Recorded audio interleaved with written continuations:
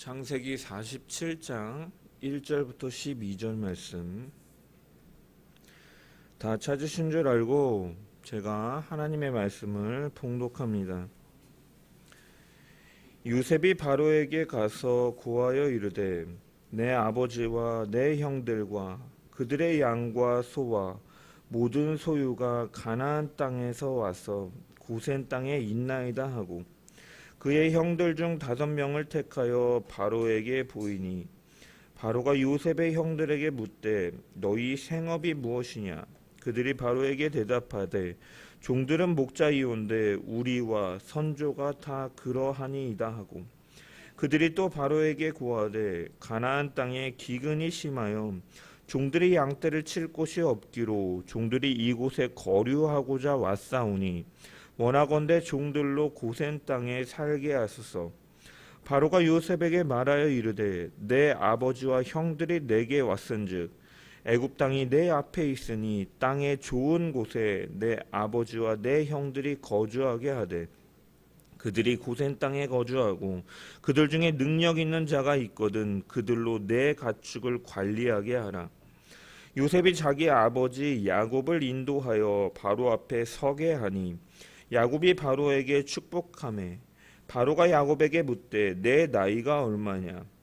야곱이 바로에게 아뢰되 내 나그네 길이 세월이 130년이니이다. 내 나이가 얼마 못되니 우리 조상의 나그네 길의 연조에 미치지 못하나 험악한 세월을 보냈나이다 하고 야곱이 바로에게 축복하고 그 앞에서 나오니라.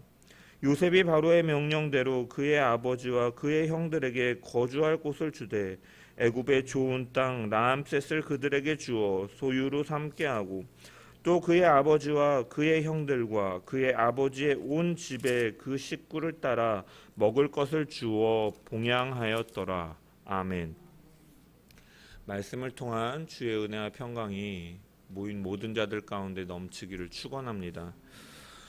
죽은 줄로만 알았던 요셉을 만나게 된 야곱은 지금 당장 죽어도 여한이 없을 만큼 기쁜 일로 그에게 다가왔고 요셉은 아버지를 상봉한 이후에 형제들에게 이 바로를 만나는 그 일들에 대해서 미리 언지를 줌으로써 고센 땅에 살 수 있도록 준비를 하였습니다. 이것은 이스라엘 백성들을 향한 그 하나님의 뜻을 알고 있는 요셉이 이스라엘 백성의 그 순수함과 거룩성과 그 독립성을 보존하기 위해서 하나님께서 주신 지혜를 통해서 일을 행하고 있는 것이죠. 실제로 오늘 본문은 애굽에 입성하여서 요셉이 자신의 형제들과 아버지를 바로에게 소개하고 형제들은 바로에게 고센 땅에 살게 해달라라고 요청하는 장면이 나오고 있습니다. 2절부터 4절의 말씀을 다시 읽어보면 그의 형들 중 5명을 택하여 바로에게 보이니 바로가 요셉의 형들에게 묻되 너희 생업이 무엇이냐? 그들이 바로에게 대답하되 종들은 목자이온데 우리와 선조들이 다 그러하니이다 하고 바로에게 고하되 가나안 땅에 기근이 심하여 종들이 양떼를 칠 곳이 없기로 이곳에 거류하고자 왔사오니 원하건대 종들을 고센 땅에 살게 하소서라고 요청하고 있는 것이죠. 이 장면에서 요셉은 형제 중에 5명을 택하여 바로에게 보였습니다. 요셉은 누구를 데려갔는가? 연장자 순으로 데려갔는가? 아니면 어린 순이었는가? 성경을 연구하는 학자들 중에 어떤 이들은 요셉이 외모 순으로 데려갔다라고 해석을 합니다. 왜냐하면 요셉이 이제 바로에게 좋은 인상을 주기 위해서 외모가 빼어난 형제들을 뽑아갔다라고 해석하는 것입니다. 이런 걸 보면 시대나 나라를 막론하고 빼어난 외모는 하나님께서 주신 큰 은사가 아닌가 생각해 보면서 씁쓸한 마음이 들기도 합니다. 혹자는 요셉이 늠름한 형제들을 데려가면 바로가 그들을 군인으로 삼을 수도 있기 때문에 연약하고 왜소한 형제들을 선발했다라고 해석하기도 합니다. 요셉이 어떠한 기준으로 어떤 형제들을 택했는지는 성경이 언급하고 있지 않기 때문에 우리가 알 수는 없고 사실 중요한 것도 아닙니다. 다만 이 성경학자들이 이런 해석도 있구나라고 재미있는 상상 정도로 받아들이고, 어찌됐든 요셉은 형제들 5명을 택하여 데리고 간 것이죠. 주목해 봐야 되는 것은 5을 데리고 갔다라는 데 있습니다. 요셉의 이야기에서 반복되는 숫자가 하나 있는데 그것은 바로 숫자 5입니다. 5. 요셉이 베냐민을 만났을 때, 제외했을 때 그에게 5배의 음식을 주었다라고 성경은 기록하고 있고, 그가 이제 가나안 땅으로 돌아갈 때 그에게 옷을 5벌을 주었다라고 기록하고 있습니다. 왜 그랬냐? 왜 만났을 때 5배의 음식을 베냐민에게 특별히 주고 이 베냐민이 갈 때도 왜 5벌의 옷을 주었느냐? 이 숫자 5는요, 애굽에서 존중을 나타내는 숫자입니다. 존중을 나타내는 숫자. 그렇기 때문에 요셉이 바로를 아련할 때 이 바로에 대한 존중을 나타내기 위해서 형제 5명을 택하였던 것이고, 이러한 점들을 볼 때 요셉이 얼마나 바로와 이 가족들의 만남을 주도 면밀하고 신중하게 준비하였는가 우리는 생각해 볼 수 있다는 것이죠. 바로 앞에 선 요셉의 형제들을 향해서 바로는 너희의 생업이 무엇이냐라고 묻습니다. 여기서 생업이라고 번역된 히브리어가 마세라는 단어인데, 이것은 일하다라는 동사 아사의 이 명사 형태로 바꾼 동명사라고도 하죠. 영어로 보면 동명사라고 하는데 이 동명사 형태입니다. 따라서 이것은 평상시에 주로 하는 일, 너희 주로 하는 일이 무엇이냐라고 묻는 것이죠. 즉 직업을 가리키는 말입니다. 애굽은 그 당시에 이 사람이 어떠한 직업을 갖고 있느냐에 따라서 신분이 결정되어 있기 때문에 너희 직업을 묻는다는 것은 너희 신분이 어떻게 되냐라고 묻는 것이에요. 그렇기 때문에 바로는 요셉의 형제들에게 바로 직업에 대해서 물어보고 있는 것이죠. 이에 형제들은 이 자신들뿐만 아니라 나아가서 선조들까지 우리는 모두 목축업을 했습니다라고 대답합니다. 이것은 이스라엘 백성들이 애굽 사람들은 목축업을 가증한 것으로 여기기 때문에 이 이스라엘 백성과 애굽 사람들이 섞이지 않기 위한 그 방법이기도 했지만, 당시 상황 속에서도 이러한 대답을 하는 것은 2가지 효과를 나타냅니다.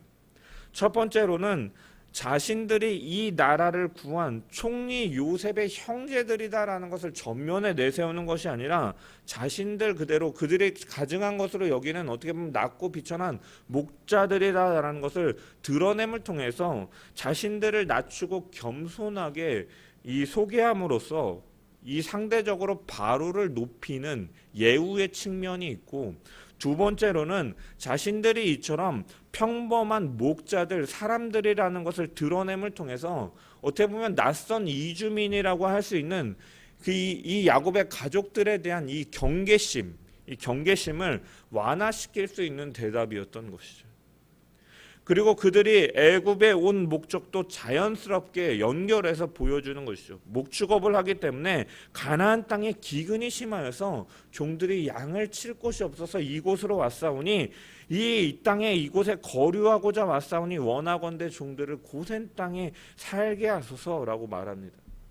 여기서 거류하다라는 이 히브리어는 이 라구르라는 단어인데, 목적을 나타내는 이 전치사 모모를 위하여 이 라라는 전치사와 잠시 동안 머물다라는 의미의 구루가 합쳐져서 라구르입니다. 즉 잠시 동안 머물기 위하여 이곳에 왔다라는 것이죠. 가나안 땅에 기근이 들어서 양떼를 칠 수 없는 환경이기 때문에 기근을 피해서 잠시 온 것이지 우리가 영원토록 이곳에 거주하기 위해 온 것이 아닙니다라고 말하고 있는 것이죠. 즉 자신들이 위협의 대상이 아니고 위험한 존재들도 아니고 이러한 상황 속에서 잠시 피신해 온 것이니까 바로 왕이여 우리를 긍휼히 여기시고 환대를 베풀어 달라라고 겸손하게 요청하는 것입니다. 이 요셉의 형제들의 겸손한 대답과 요청을 들은 바로는 애굽의 좋은 땅을 내어줄 것을 말하였습니다. 5절과 6절의 말씀을 보면 바로가 요셉에게 말하여 이르되 내 아버지와 형들이 내게 왔은즉 애굽 땅이 내 앞에 있으니 땅의 좋은 곳에 내 아버지와 내 형들을 거주하게 하되 그들이 고센 땅에 거주하고 그들 중에 능력 있는 자가 있거든 그들로 내 가축을 관리하게 하라. 좋은 땅을 내어줄 것을 말하고 바로는 이와 더불어서 무엇을 말합니까? 나의 가축을 관리하도록 하라라고 말하고 있습니다. 여기서 자신의 가축을 맡긴다라는 것은 이 요셉의 형제들을 이렇게 좀 낮은 급으로 대하는 의미로서 말하는 것은 아닙니다. 하청업체에게 이렇게 일을 주는 것처럼 주는 것이 아니라 이것은 바로에게 발탁이 되어서 공적인 업무를 그들이 갖게 됨으로써 그들의 애굽에서의 입지를 보다 확고하게 하는 것이기도 하고 또한 바로가 이들에게 짐승을 맡긴다라는 것은 어떠한 의미가 있냐면 이들을 향한 특별한 보호의 의미가 담겨 있습니다. 왜냐? 만약에 애굽의 어떠한 자든지 이들과 이들이 보호하고 있는 이 짐승을 위협하게 된다라는 것은 곧 누구에 대한 위협입니까? 바로에 대한 위협이 되는 것이기 때문에 그들이 관리하고 있는 이 이집트 왕의 그 권위에 도전하는 결과를 초래하기 때문에 이들에게 바로의 짐승을 맡긴다라는 것은 나의 권한으로 이들을 보호한다라는 의미도 갖고 있는 것이죠.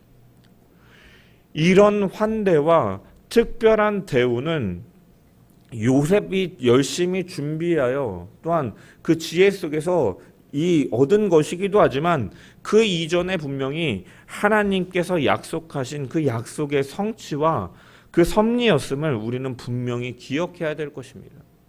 하나님은 요셉에게 꿈을 통하여 그 하나님께서 이스라엘 백성들을 향한 비전과 꿈을 분명히 보여주셨고 그 일들을 준비케 하셨으며 그 앞서서 이전에 보면 이미 아브라함과 언약을 체결하시는 이 창세기 15장에 보면 이 언약을 체결하실 때 아브라함의 후손들이 이방에서 객이 것이며 그들을 섬길 것이다라고 말씀하신 그 일들이 이루어져 감을 우리는 분명히 볼 수가 있는 것이죠.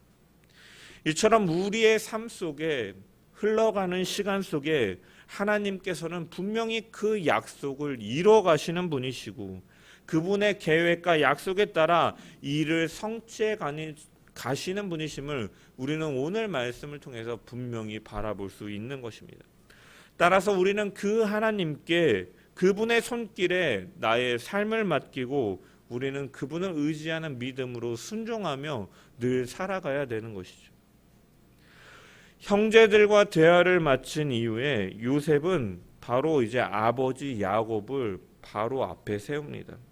7절의 말씀을 보면은 요셉이 자기 아버지 야곱을 인도하여 바로 앞에 서게 하니 야곱이 바로에게 축복하매라고 기록되어 있습니다. 왜 요셉은 연장자였던 아버지를 먼저 보이지 않고 왜 형제들과 먼저 바로가 이야기한 이후에 야곱을 그 이후에 바로 앞에 세우고 있습니다. 요셉이 바로와의 그 만남의 과정을 그 준비하는 그 과정들을 보면 언급했다시피 이 숫자까지도 이 신중하게 고려해서 이 준비하는 것처럼 세밀한 상황까지도 고려하여서 준비하였다는 것을 생각해 볼 때 그렇다면 형제들과 먼저 이야기를 나눈 이후에 아버지가 등장하는 이 순서 역시도 분명히 목적 가운데 있음을 우리는 유추해 볼 수가 있죠. 요셉의 형제들은 먼저 바로 앞에 서서 무엇을 요청했습니까? 왕으로부터 고센 땅을 얻어내는 약자의 겸손함을 보여주고 있는 것이죠. 자신들이 목축업을 하고 선조들이 목축업을 하였고 우리가 잠시 이 가나안 땅에 기근이 들어서 양을 칠 곳이 없기 때문에 왔으니 우리에게 환대를 베풀어 주소서 왕이여 긍휼히 여기소서 하는 낮은 모습으로 어떻게 보면 요청하는 약자의 겸손함을 보였습니다. 이어서 야곱이 등장하는 것은 이 아버지 야곱은 바로에게 아무것도 부탁하지 않는 존귀한 사람으로 드러내기 위해서 그 이후의 야곱을 등장시키는 것입니다. 이스라엘이 민족으로 태동하기 이전이고 또한 왕정 시대는 아니었지만 어쨌든 현재 이 바로와 대면하는 야곱의 상황은 이집트의 왕과 어떻게 보면 이스라엘의 왕이 대면하는 상징적인 장면이라고 할 수 있습니다. 그래서 실제로 이 야곱의 아들들은 바로에게 자신들을 언급할 때 당신의 종들이라고 아까 우리가 읽은 이 말씀에 3번이나 반복해서 당신의 종들이다라고 표현하지만 야곱은 단 한 차례도 자신에 대해서 이렇게 바로 앞에서 표현하지 않고 당당한 모습을 보이고 있는 것이죠. 그래서 바로를 만나자마자 그에게 축복을 빌어주는 것입니다.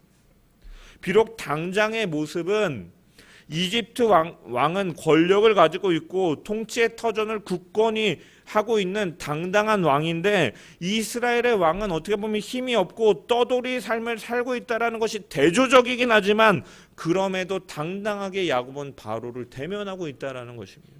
그리고 야곱은 바로를 축복하는 것이죠. 여러분, 이러한 사실은 우리로 하여금 깨닫게 해주는 것이 있습니다.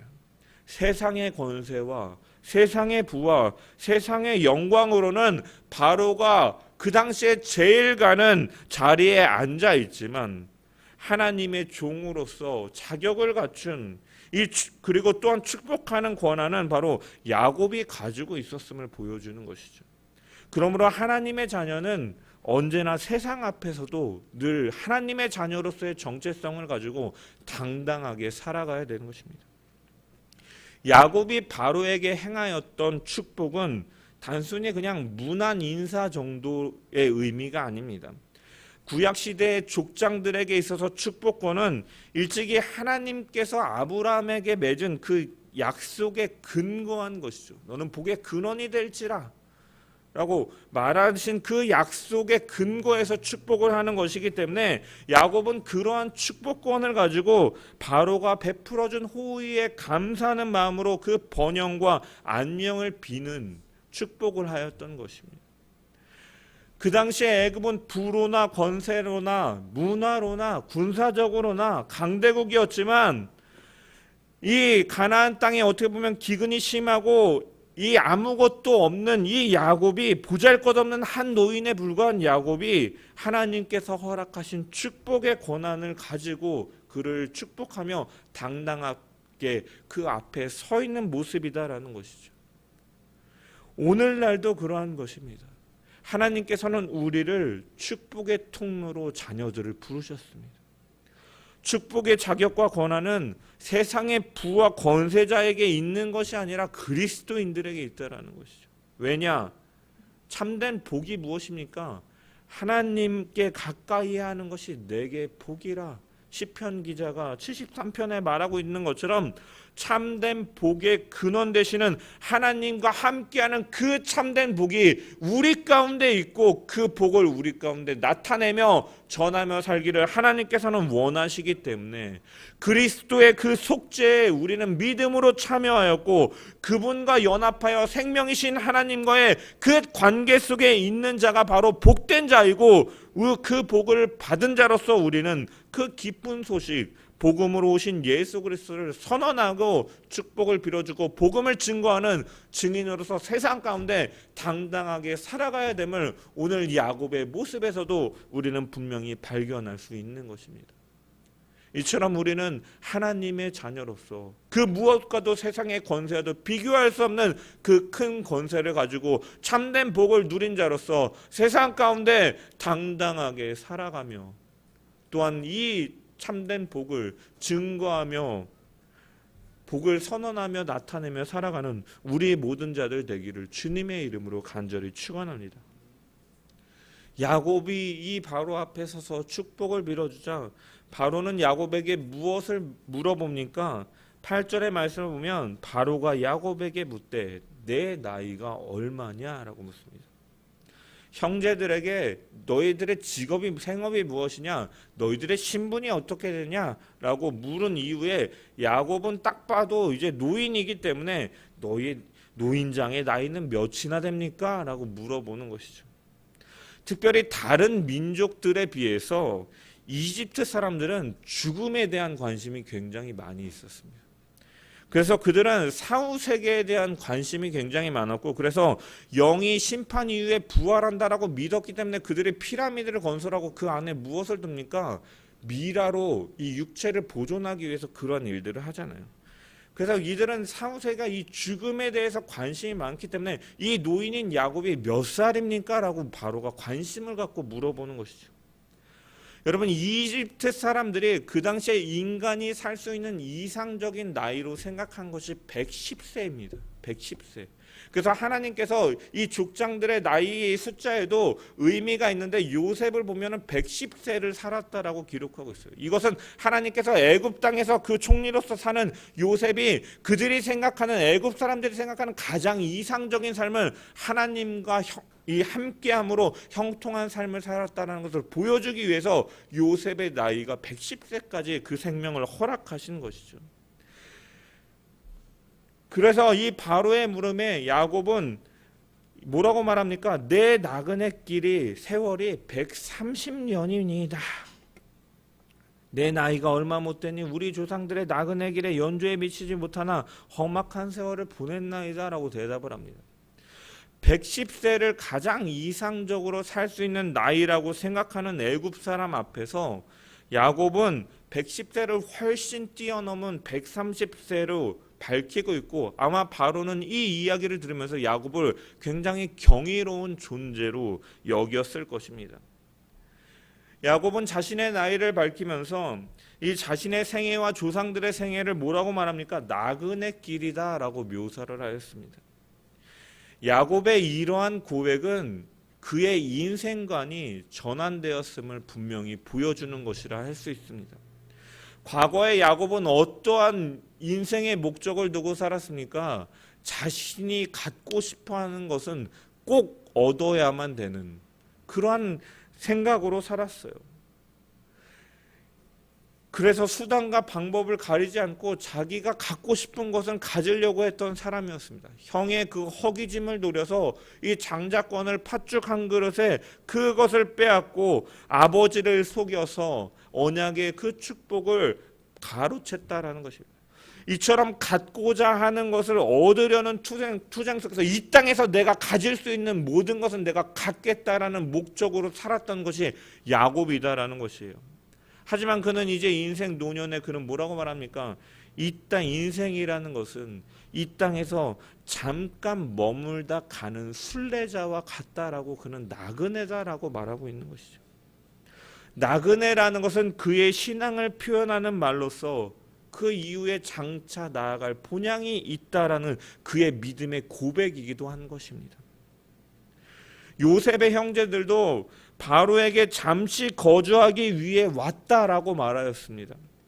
1차적으로는 바로에게 경계심을 풀기 위해서 하는 말이기도 했지만 그들 역시도 애굽 땅에서 영원히 정착하려는 마음이 없기 때문에 정직하게 이야기하는 것입니다. 왜? 그들에게는 하나님께서 이 유업으로 주신 약속의 땅 가나안 땅이 있기 때문에 그들은 그렇게 말하는 것이죠.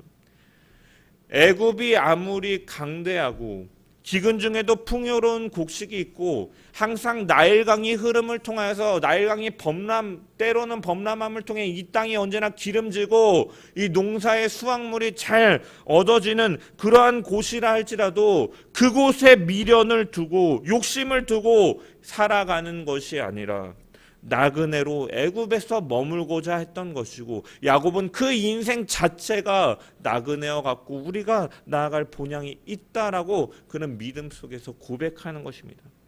마찬가지로 우리 역시도 비록 지금은 이 땅 가운데 살아가고 있지만 우리는 분명히 하늘나라 본향을 향해서 걸어가는 자들인 줄 믿습니다. 따라서 우리는 이 땅에서 그 삶이 아무리 보기가 좋고 화려해 보이고 행복하다 할지라도 우리는 세상에 대한 미련이나 욕심으로만 그것을 두고 살아가는 것이 아니라 참된 본향을 언제나 바라보면서 나그네와 같은 자로 살아가야 될 줄 믿습니다. 왜냐하면 이 땅에는 영원한 것이 없기 때문이죠. 여러분, 믿음장이라고 불리는 히브리서 11장 13절에서 14절의 말씀을 보면 믿음의 선조들을 쭉 소개한 이후에 말씀하기를 이 사람들은 다 믿음을 따라 죽었으며 약속을 받지 못하였으되 그것들을 멀리서 보고 환영하며 또 땅에서는 외국인과 나그네로라 증거하였으니 이같이 말하는 자들은 본향 찾는 것을 나타내미니라라고 말합니다.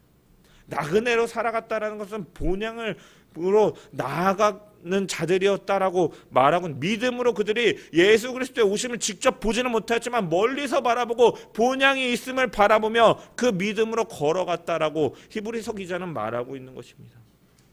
여러분, 이처럼 우리의 삶은 어떻게 보면 요즘 캠핑이 유행이라고 하잖아요. 하룻밤 혹은 며칠씩 텐트를 치고 머물긴 하지만 그곳은 영원한 곳이 아니라 집으로 돌아와야 되는 것처럼 마찬가지로 우리의 이 땅에서의 삶은 일시적인 것이다라는 거예요.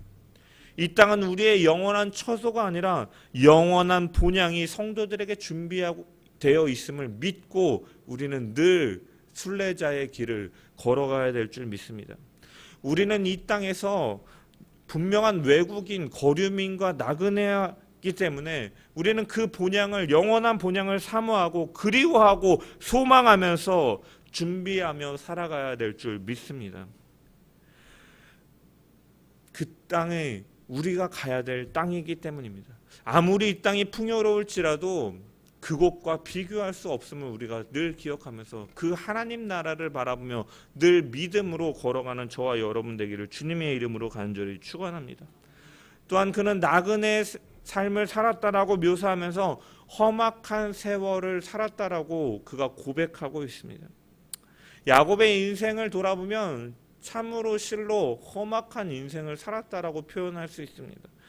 형의 위협으로부터 생명을 보존하기 위해서 이 밧단 아람 외삼촌 라반의 집으로 피신해야만 됐고, 사랑하는 아내를 얻기 위해서 7년도 어떻게 보면 굉장히 부당한 계약인데 14년이라는 시간 동안 노예로 살아야 됐고, 또한 욕심 많은 장인 밑에서 품삯을 10번이나 속임을 당할 정도로 어떻게 보면 굉장히 열악한 상황 속에서 일을 해야 됐으며, 또한 가나안 땅으로 돌아오면서도 자신의 딸이 그 디나가 강간당하는 충격적인 상황을 목도하기도 했고, 그 일을 복수하기 위해서 이 시므온과 레위가 이 하나님의 언약까지 운운해 가면서 이 복수함을 통해서 생명의 위험을 경험하기도 했고, 어떻게 보면 14년이라는 시간 동안에 자신이 노예처럼 일하면서 얻은 그 라헬, 그 사랑하는 이 라헬이 자신의 아들을 낳다가 이 생명을 잇는 일까지도 그가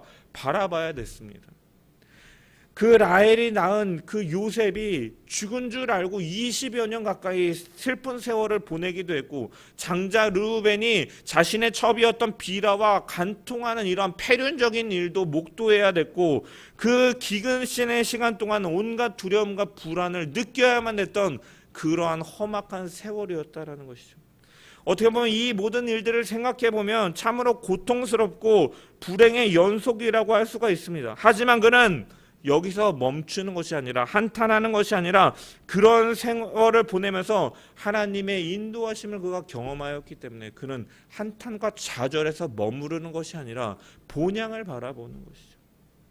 바로는 야곱의 요구대로 이 고센 땅, 곧 부일 람셋이라고 불리는 그곳을 내어주고 여러 가지로 후한 대접을 해주었다라고 기록하고 있고, 12절에 보면 요셉 역시도 그의 먹을 것을 주면서 그를 봉양하였다라고 기록하고 있습니다. 이 람셋이라는 것은 이 오늘날 이집트의 수도 카이로에서 한 북동쪽으로 이 110km 정도 떨어진 곳입니다. 항상 그곳은 제가 지난주에도 언급했다시피 항상 물이 있는 곳이고 풍요로워서 채소도 잘 얻을 수 있는 곳, 가축도 잘 키울 수 있는 곳, 고센 땅에서 누린 야곱의 생활은 이처럼 안락하고 이 이전의 생활에 비해서는, 험악한 세월에 비해서는 평화롭고 안락한 세월이었다라는 것이죠. 어떻게 보면은 그에게 있어서 모처럼 맛보는 평안한 시간이었을 것입니다. 하지만 그는 그러한 평안함 속에서도 그것에 안주하고 머무르는 것이 아니라 다가오는 그 생의 최후를 느껴가면서 자신에 대한 준비로서 자신의 장래를 위한 유언을 하는 것이죠. 47장 29절의 말씀을 보면은 이스라엘이 죽을 날이 가까우매 그의 아들 요셉을 불러 그에게 이르되 이제 내가 내게 은혜를 입었거든 청하노니 내 손을 내 허벅지 아래에 넣고 인애와 성실함으로 내게 행하여 애굽의 나를 장사하지 아니하도록 하라라고 말하고 있습니다. 그러면서 내가 조상들과 함께 눕기를 원한다라고 말하고 있습니다. 가나안 땅에 자신의 그곳을 가져가라라고 말하는 것이죠. 그가 죽은 후에 가나안 땅에 묻히기를 소원하는 것은 단순히 그 땅이 고향이기 때문이 아니라 가나안 땅은 하나님께서 약속하신 땅이기 때문에, 그 가나안 땅은 하늘나라의 모형이기 때문에 야곱은 그 땅에 묻히고 싶어 하는 것입니다. 그의 간절한 그 심정을 드러내면서 하나님의 나라를 사모하는 그러한 신앙적인 표현이 이 가운데 바로 담겨 있는 것입니다. 여러분, 이처럼 우리는 영원한 나라를 사모해야 될 줄 믿습니다. 여러분, 이 바로가 허락한, 야곱의 가족들에게 허락한 라암셋은요, 그와 그의 자손들에게 있어서는 당분간은 풍요와 안식의 땅이었어요. 하지만 훗날에 여러분 출애굽기 1장에 가보면 어떻게 됩니까? 요셉을 알지 못하는 새 왕이 일어남을 통해서 그들이 어떠한 노역을 감당합니까? 국고성 비돔과 라암셋을 건축하는 일에 사용되어지는 거죠. 국고성 이 라암셋을 건축하는 일에 그들이 이집트 사람의 노예가 되어서 노역을 감당하는 땅이 되어버리고 마는 것입니다. 이처럼 세상의 그 무엇도 영원한 만족과 기쁨을 주지 못합니다. 라암셋이 당분간은 야곱과 그의 가족들에게 평안과 안식을 나타내기도 했지만 결국 그 이후에 보면 그들이 노역하는 곳이 되어버린 것처럼 언젠가 이 땅은 결국은 다 썩어 없어질 것이고 언제나 변할 수밖에 없는 세상이기 때문에 우리는 이 땅에서의 시간들을 보내며 우리는 늘 하늘나라 본향을 사모하며 나아가는 우리 모든 자들 되기를 축원합니다. 우리는 나그네와 같은 삶을 살아갑니다. 나그네라는 것은 어떻게 보면 짧게 머무는 것이라는 것이죠. 오늘날 그런데 기독교인뿐만이 아니라 많은 사람들, 현대 사람들 역시도 인생은 짧다라고 얘기합니다. 여러분, 평균 수명은 의학의 발달로 인해서 더 길어졌지만 사람들은 인생이 짧다라고 말합니다. 뒤돌아서서 생각해 보니까 힘있고 이 즐길 수 있는 날이 얼마 되지 않았다라고 말하는 것이죠.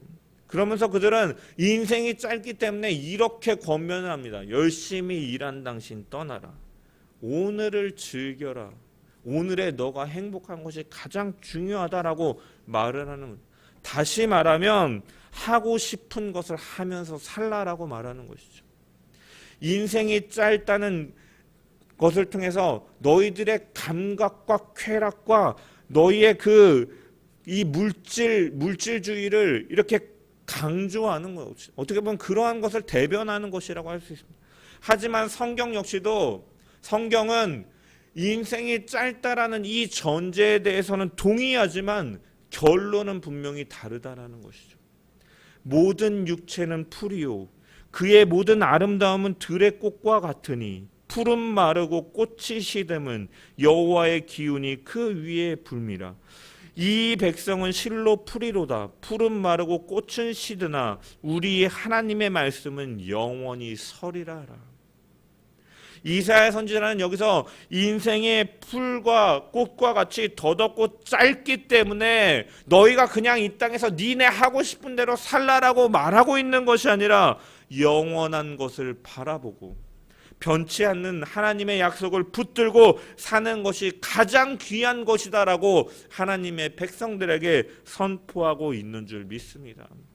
험악한 나그네와 같은 시절을 보내는 우리가 이 땅을 살아가면서 이 고난의 시간 역시도 야곱이 그의 인생 가운데 고난의 시간들을 보내며 하나님의 인도하심을 경험하고 자신을 점차 이스라엘로 만들어 가시는 하나님의 손길을 경험했던 것처럼 그러한 고난의 시간들 속에 자정하거나 불평하거나 낭망하고 있는 것만이 아니라 우리를 훈련시키고 연단시켰지만 하나님의 형상대로 만들어 가시는 하나님의 손길을 기억하고 감사하고 이 땅이 영원하지 않고 우리에겐 영원한 본향이 있음을 기억하면서 믿음으로 걸어가는 저와 여러분 되시기를 주님의 이름으로 간절히 축원합니다.